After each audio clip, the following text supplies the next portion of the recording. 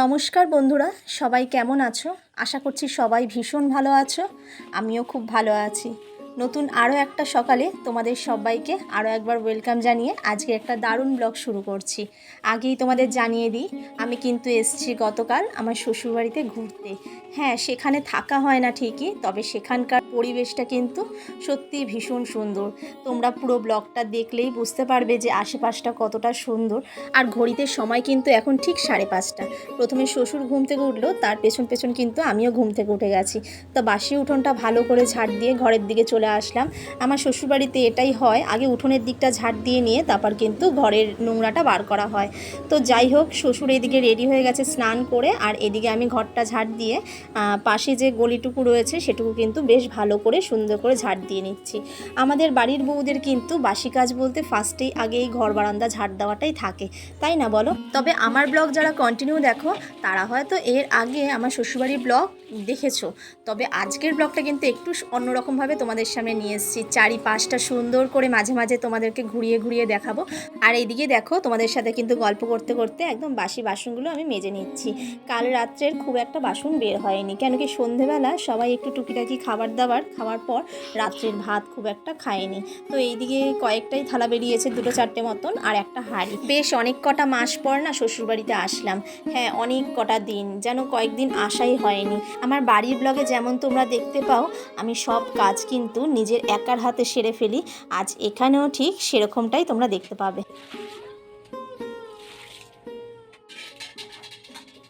Hello family, good morning. কেমন আছো সবাই? নতুন দিনের সুন্দর একটা সকাল নিয়ে তোমাদের সামনে চলে এসেছি আমি, পূজা। আমার পাঁচমিশালি পূজা চ্যানেলে তোমাদের সবাইকে অনেক অনেক ওয়েলকাম। চারিদিকের গ্রামের এই প্রকৃতির পরিবেশটা তোমাদের কেমন লাগছে, এখানে সংসারের কাজকর্ম তোমাদের কেমন লাগছে, সেটাও কিন্তু তোমরা অবশ্যই কমেন্ট করে জানিও। তো চলো সাথে থাকো, বেশি বকবক করলাম না, বাদবাকি কাজগুলো সেরে নিই। বাইরের কাজবাজ তো সব সেরে ফেলাই হয়ে গেছে, আর ওদিকে একে একে কিন্তু সবাই ঘুম থেকে উঠছে। তবে আমার শ্বশুর কিন্তু যখন আমি ঘর ঝাড় দিচ্ছিলাম, তোমরা দেখতে পেয়েছো হয়তো, যে বলে গেল যে পাশের দোকান থেকে ময়দা নিয়ে আসতে, সকালবেলা নাকি লুচি তরকারি হবে। এরকমটাই হয় জানো তো, যখনই আসি আমার শ্বশুর ঠিক এরকমটাই করে। মানে মনে হয় যেন ঠিক মেয়েরা বাপের বাড়িতে আসলে তার বাবা যেমন ঠিক করতে থাকে যে কি খাবো, কি আনবে, কি বাজার হবে, সেই সব। তা আমার শ্বশুরও কিন্তু ঠিক সেরকমটাই করতে থাকে। ওইদিকে কিন্তু দেখতে পেলে যে গ্যাসটা একদম মুছে রাখলাম। শাশুড়ি আগের দিন রান্নার পর হয়তো গ্যাস মুছে রেখেছিল, কিন্তু ওই যে আমার একটা অভ্যাস, রান্নার আগে গ্যাস না মুছলে আমার যেন ভালো লাগে না। আর তারপর কিন্তু এই মফ দিয়ে একদম ঘরটা পুরো মুছে নিয়ে চলে আসলাম একটু রাস্তার দিকে। এখানে আসলে আমি এরকমই করি, ব্রাশ নিয়ে একটু উঠোনটায় হাঁটাচলা করি, রাস্তার দিকটা একটু দাঁড়িয়ে থাকি। যেহেতু অনেক দিন পর পর আসি, সবাই বেশ ডাক খোঁজ করে কথাটা বলে, সেই জন্য বেশ ভালো লাগে। যার সাথেই দেখা হোক না কেন সবাই জিজ্ঞাসা করে যে বৌমা ভালো আছো কি, বৌদি ভালো আছো, এই আর কি। তো এইদিকে একটু কিছুক্ষণ দাঁড়িয়ে দাঁড়িয়ে গল্প করছিলাম। গল্প করার পরে কিন্তু চলে আসলাম ভালোভাবে মুখটাকে ফ্রেশ করে ধুয়ে নিয়ে হাত পাটা ধুতে। তা চলো সঙ্গে থাকো, বাড়ির পেছন সাইডের একটা কিন্তু দারুণ জিনিস তোমাদের আজ দেখাবো।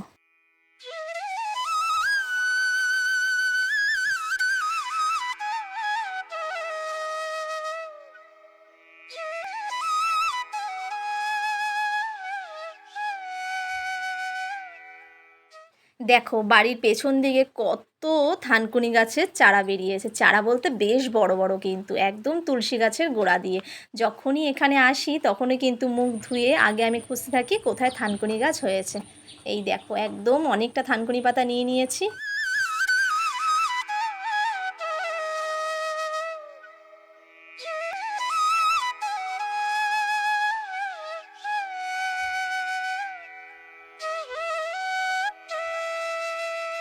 বাসি গাছের মুখ ধুয়ে আর ওইদিকে দেখতে পেলে থানকুনি পাতা তুললাম, তুলে কিন্তু খেয়ে জলটা খেলাম। মানে শ্বশুরবাড়িতে প্রচুর থানকুনি পাতা হয়, আর প্রচণ্ড বড় বড় না, পয়সার মতন বড় বড় হয়। দেখে তো আমার ভীষণ ভালো লাগে আর লোভও লাগে, যেহেতু আমি সকালবেলা একটুখানি খালি পেটে থানকুনি পাতা খেতে পছন্দ করি। আর যখন দেখি বাড়ির মধ্যে হয়ে আছে, তোমরা একটু জানিও যে আমার এই শ্বশুরবাড়ির এখানকার ব্লগ কিন্তু তোমাদের কেমন লাগছে। যেহেতু একদম চারিপাশটা ঘুরিয়ে দেখাতে পারছি, যেটা আমার বাড়িতে হয় না, আমার বাড়িতে স্পেসটা কম, তো তার মধ্যেই সব কাজবাজ আমাকে সারতে হয়। সকালের খাবারে কিন্তু আজকে হবে লুচি আর ডুমো ডুমো করে আলু কেটে তার তরকারি। বেশ ভালো যায় তাই না? এদিকে এক ফাঁকে তোমাদের সাথে কথা বলার পর কিন্তু আমি তরকারির জন্য আলুটা কেটে নিয়েছি, তবে ময়দাটা এখনও মাখা হয়নি। আর এদিকে ফোড়নে দিলাম কিন্তু 5 ফোড়ন, কাঁচা লঙ্কা, টমেটো। মনে করলাম তরকারিটা চাপিয়ে দিয়ে তারপর কিন্তু ময়দাটা মাখলে বেশ তাড়াতাড়িও হয়ে যাবে, আর সবাই কিন্তু সকালের জল খাবারটা একদম টাইমের মধ্যে খেয়ে নিতে পারবে। আলুর তরকারিটা হতে থাকুক, আলুর তরকারিটা কিছুক্ষণ কষে নেব তেলের ওপর, কষে নিয়ে তারপর কিন্তু জল দেবার। ওইদিকে ততক্ষণ আমি ময়দাটা মেখে তোমাদের সামনে কিন্তু আবার আসছি। ময়দা মেখে একদম কিন্তু লেচি কেটে কিছুক্ষণ ঢাকা দিয়ে রেখে দেবো। আলুর যে তরকারিটা একদম কিন্তু আমার ঠিকঠাক করে একদম কমপ্লিট, অনেকটাই ঝোল শুকিয়ে গেছে। এইটুকু রাখবো, কেন কি সবাই মিলে খাওয়া হবে যেহেতু, এটুকু ঝোল অন্তত লাগবে। খাসির মাংস, এই মাংস ইয়ে কোথায় গামলা কোথায়? এই যে মাছ নিয়ে এসছি, সাপ মাছ কেজি নিয়ে এসছি। ওরে বাবা, খেতে গেলি যখন বাসি ঘর ঝাড় দিচ্ছিলাম তখন দেখতে পেলে যে শ্বশুর কিন্তু বাজারে চলে গেল, আর এই মুহূর্তেই কিন্তু আসলো। তোমাদের সামনে সেই স্কিপটা তুলে ধরলাম। ওদিকে তো দেখতে পেলে যে তরকারি হয়ে গেছে, এবার কিন্তু গরম গরম লুচি ভেজে তাকে খেতে দিয়ে দেবো। বেশ অনেকটা সময় পর তোমাদের সামনে চলে এসেছি, এটা কিন্তু আমার খাবার। হ্যাঁ, সবাইকে খেতে দেওয়া হয়ে গেছে জানো তো। পুরো রান্না কমপ্লিট করে তারপর যদি সবাইকে খেতে দিতাম প্রায় অনেকটাই লেট হয়ে যেত। লুচি ভাজতে ভাজতে গরম গরম লুচি সবাইকে কিন্তু অল্প অল্প করে পরিবেশন করে দেওয়া হয়ে গেছে। আর এবার নিয়ে বসে পড়েছি আমি আমার খাবারটা। আর খাবারে কিন্তু আজকে শুধু লুচি আর তরকারি নেই, সন্দেশও নিয়ে এসছে শ্বশুর। বলেছে সবার পাতে পাতে যেন সন্দেশ পড়ে। সকালের খাবারটা কিন্তু বেশ জমে গেল। আমি তো ভীষণ পছন্দ করি এরকম খাবার। আমার খাওয়া সেরে উঠতে উঠতে শ্বশুর যে বাজার থেকে মাছ নিয়ে এসছে, মাংস নিয়ে এসছে, এদিকে চিংড়ি মাছটা শাশুড়ি কিন্তু বাছতে বসে পড়েছে। এদিকে তোমাদের এক ঝলক দেখিয়ে দিই যে শাশুড়ি কিন্তু চিংড়ি মাছটা বেছে নিচ্ছে।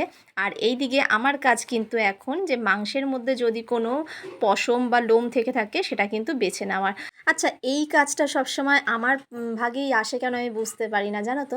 বাপের বাড়ি গেলেও মা বলতে থাকে যে খাসির মাংসের যদি কোনো পশম থাকে তুই একটু বেছে দে। আমি মনে করি কি আমার চোখটাই কি এত ভালো, আমার দৃষ্টিশক্তি কি এতটাই ভালো? তো ওইদিকে খাসির মাংস বাছা হয়ে গেল। আর এই যে মাছ শুনতে পাচ্ছিলে শ্বশুরের মুখে, এটা কিন্তু ঠিক কুচে মাছের মতনই একরকম মাছ। এই মাছটাও আমি কখনোই খাইনি, শ্বশুর বাড়িতেই আমার প্রথম খাওয়া। তো মাছটা কিন্তু ভীষণ স্বাদ, তবে খুবই কুচো কুচো কাটা। তবে মাছটা রান্না তোমরা দেখতে পারবে। আর এদিকে কিন্তু মাংসটাও কিন্তু শাশুড়ি একটু ধুয়ে ঠুয়ে পরিষ্কার করে নিচ্ছিল।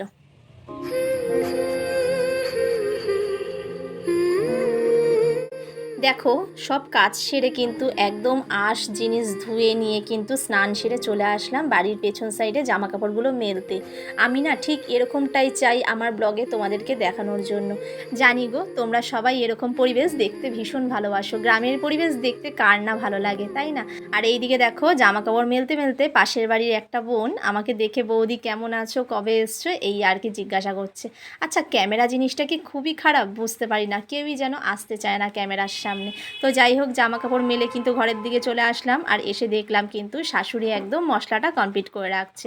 যেই ফাঁকে আমি স্নান করতে গেছিলাম সেই মোমেন্টেই কিন্তু শাশুড়ি একদম আদা, রসুন, পেঁয়াজ, কাঁচা লঙ্কা, গোলমরিচ, শুকনো লঙ্কা সব ধুয়ে কেটে নিয়ে মশলাটা কমপ্লিট করে রাখলো। আর এদিকে আমিও আলু, টমেটো, পেঁয়াজ সব একদম মাছ বা মাংসের জন্য কেটে নিয়ে একদম রেডি করে নিচ্ছি, তাহলে রান্নার সময় কিন্তু ভীষণই সুবিধা হবে। এদিকে দেখো রান্নাঘরে চলে এসেছি, আর মাছগুলো কিন্তু নুন হলুদ দিয়ে ভাজা করে একদম সুন্দর করে লাল লাল করে নিয়ে তুলে নিচ্ছি। এই মাছটা কিন্তু খেতে ভীষণ ভালো লাগে। এর আগেও একবার রান্না হয়েছিল আমার শ্বশুর বাড়িতেই, তবে সেই টাইমে যেন কেউ আমরা খেতে পারিনি, জানি না কেন, খুব প্রচণ্ডই কাটা লেগেছিল। তবে আজকে চেষ্টা করছি একটু গামাখা গামাখা করে যদি এই মাছটা রান্না করা যায় তাহলে কিন্তু বেশ ভালো লাগবে। রান্নাঘরের দায়িত্বটা আজকে আমি নিজেই নিয়ে নিলাম। বাড়িতে যেমনটা ঠিক রান্না করি এখানেও ঠিক অনেক দিন পর যখন এসছি শ্বশুর শাশুড়িদের কিন্তু রান্না করে খাওয়াতে কার না ভালো লাগে তাই না বলো? তবে মাছ রান্নাটা দেখতে পাচ্ছ অনেকটাই কিন্তু সুন্দর করে করার চেষ্টা করলাম, তবে খাওয়ার সময় বোঝা যাবে যে রান্নাটা কেমন হলো। এদিকে একদম কিন্তু মাছটা কষা কষা করে একদম কিন্তু বাটিতে করে তুলে নিচ্ছি। তবে এই মাছটা কারা কারা খেয়েছো আমাকে কিন্তু কমেন্ট করে অবশ্যই জানিও। অনেক দিন আগের যখন শ্বশুরবাড়ির ব্লগ তোমাদের সামনে তুলে ধরেছিলাম তখন হয়তো অনেকেই দেখেছো যে আমার শ্বশুর কিন্তু এই মাছটা কাটছিল, তবে এবার দেখলাম বাজার থেকে কিন্তু একদম কেটে কুটে নিয়ে চলে এসছে। তো যাই হোক, মাছ রান্নাটা নামিয়ে কিন্তু এদিকে মাংসের জন্য মশলা কষিয়ে নিলাম। মশলার মধ্যে তো যা যা দিতে হয় তাই তাই দিয়ে দিলাম। আর ওইদিকে কিন্তু ঝুড়ির মধ্যে মাংসটা জল ঝরানোর জন্য কিছুক্ষণ রাখা ছিল। প্রায় অনেক কটা দিন বাদেই কিন্তু আজ খাসির মাংস খাওয়া হবে।